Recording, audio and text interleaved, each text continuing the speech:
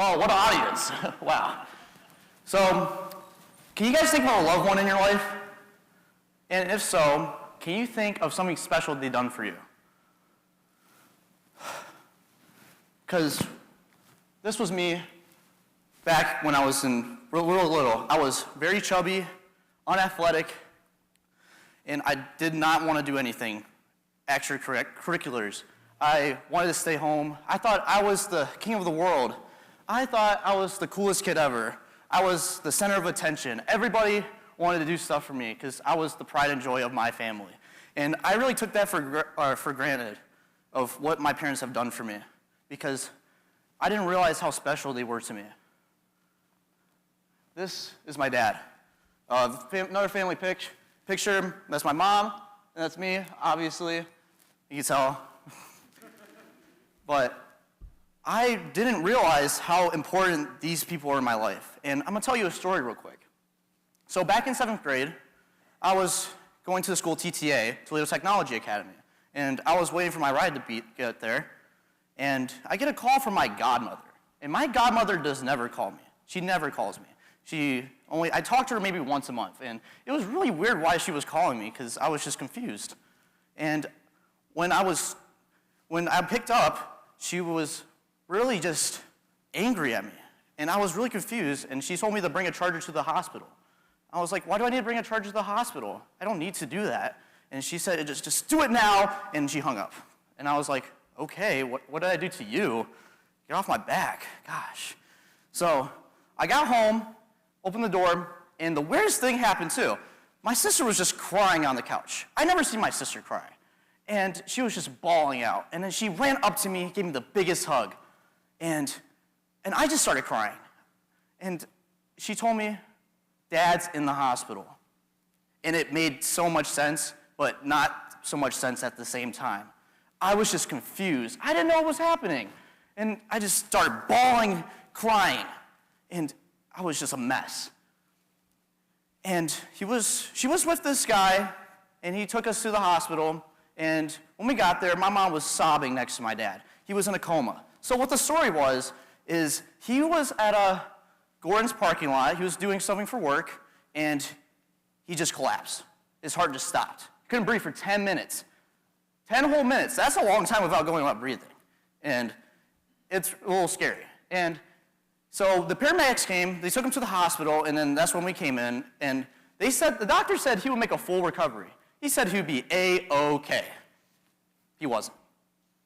And sadly, we had to pull the plug because he wasn't making any progress in his health and his breathing, and we had to pull the plug. And it was one of the most scariest times in my life. And I didn't know how to handle it.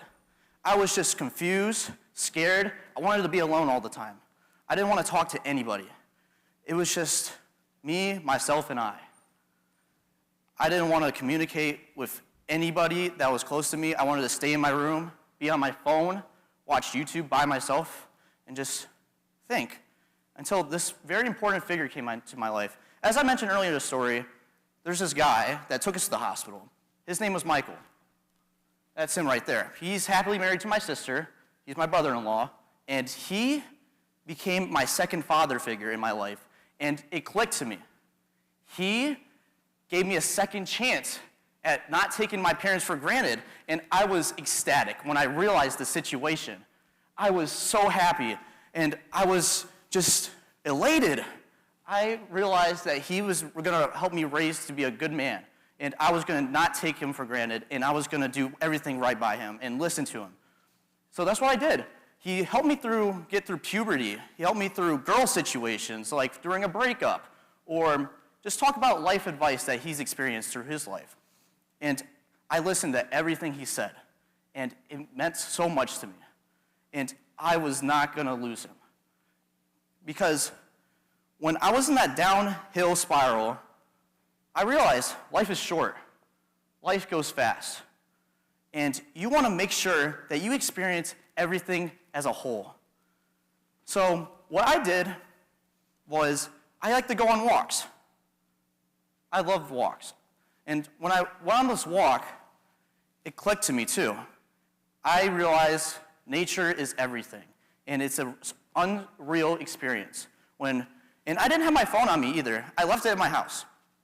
And I just walked at Wildwood for like forever. And I just experienced the trees, the wind, the dirt, the worms, the snakes on the ground. It was just so cool and unsurreal. And I just felt so amazed about everything that was surrounding me. And you want to take life as a big picture, because life only comes once in every or your experience. You are 1 in a trillion, and you are unique as a person. You want to experience love with your family because they are unique to you, and they help you grow as an individual. And I'm so grateful for everybody that's been in my life, a close friend, a close relative. And even if they're not even that close to me, they still help me, and I don't even realize it. Family is so important to everything in your life. Life's gonna suck sometimes, you know? Life just sucks. But you're gonna have to have your family with you, and you need to have yourself as well. Self-awareness is most important. Having yourself to help you through these situations is the most key thing. So, I want you guys to do this. For a couple days, I want you just to leave your phone, just not throw it away, but just keep it out of sight. Leave it for a couple days. Do not go on it at all. Because you realize your phones are such a distraction to you that you don't really connect face-to-face with a person. You think you can be super connected with everybody, but it's better to just be connected face-to-face, not through technology, through social media. I'm not saying that social media is a bad thing. I'm just saying that face-to-face interactions is so much more beneficial to you if you have just that connection. It's important. So I just challenge you guys, just go a couple days without your phone. Spend time with your family, because your family is the most important thing in your life. They love you to the very max. They love you to the moon and back. They love you with your whole heart. And that is something that I've taken away from this experience, that they are everything. You're not going to get tissues for your issues sometimes, and I experienced that. And just working through it, and you know that you're going to be able to get through it. Just think like you are a champion on top of the world. Because everybody is a big part in your life. Thank you.